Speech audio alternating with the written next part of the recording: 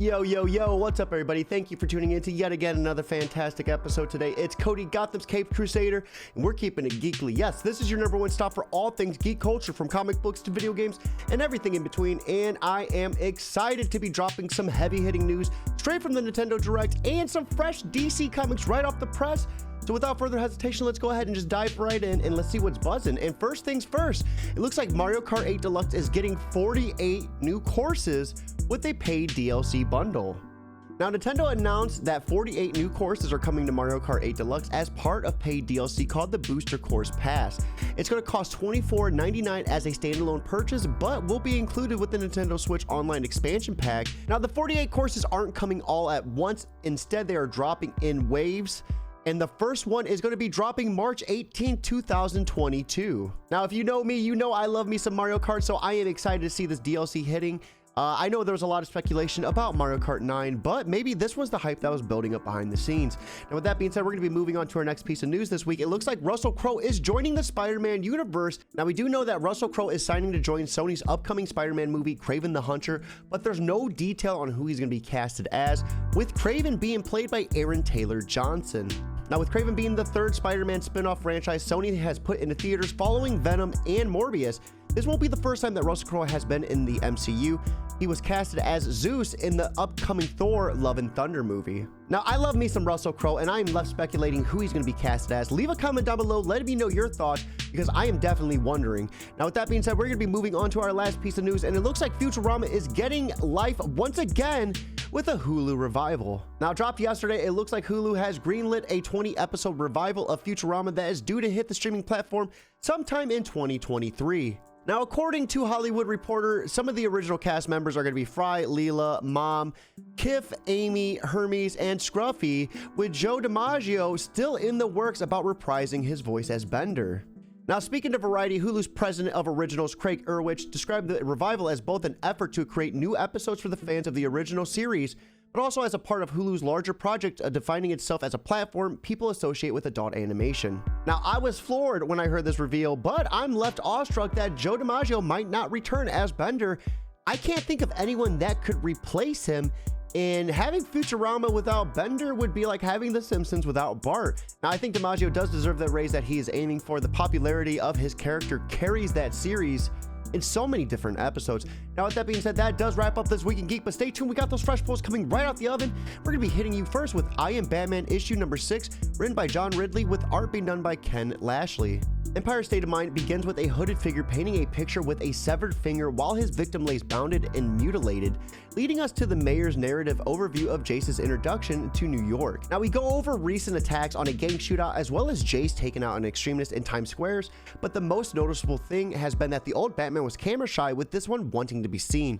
The mayor of New York City is left wondering what to do and having a meeting with one person wanting to take him out, but ultimately they come to a decision to deputize him and give him his own specialized police force after seeing Nagano's failed attempt with the magistrate.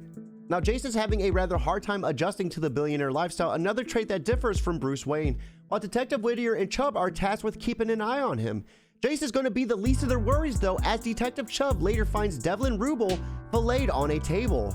Now, one thing that is really important to note here, I Am Batman issue 6 marks the first time an ongoing Batman title will be based in New York City since issue 47 of Detective Comics in January 1941.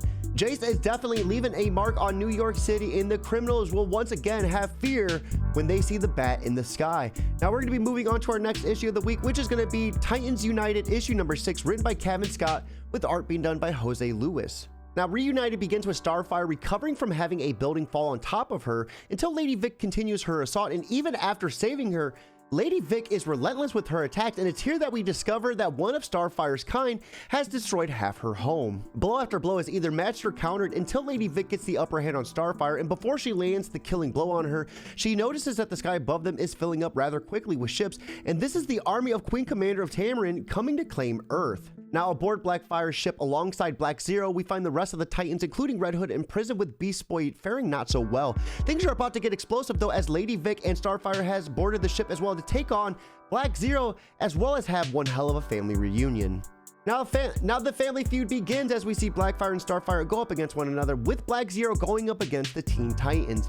With that being said, we're going to be moving on to our last issue of the week, which is going to be Batman Detectives issue 1052, written by Markio Tamaki with art being done by Max Rayner.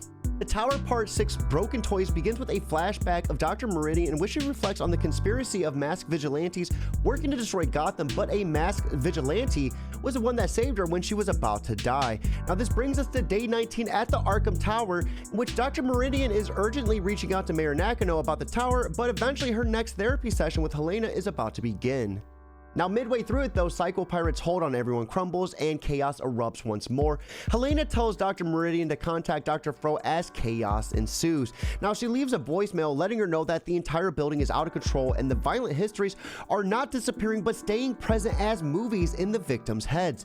Things are not looking good and they're certainly not cured. Now, 15 minutes later though, we see Dr. Ware burst into Dr. Ocean's office and puts the mask back on Psycho Pirate, demanding him to stop everyone. Now, even with Dr. Ware and Psycho Pirate working feverishly to make everyone forget, Batwoman and the Bat family begin breaking down that voice message, and eventually they connect the dots, leading them to their first stop, which is going to be the Party Crasher headquarters. Now, we are just 5 days away from the ruthless day in which Dr. Ware is killed and the rest of the Arkham Tower is taken over, and things are building up to just the most intense climax ever. Now, with that being said, guys, that does wrap up our podcast for the week. Be sure to check out my indie comic interviews on YouTube. We are knocking them out almost on a weekly basis, and I am grateful. If you are an indie comic creator, be sure to hit me up in the comments and let's get your campaign showed on the YouTube. You can find me on all of my social media platforms at JobForACody. And with that being said, guys, keep it geekly.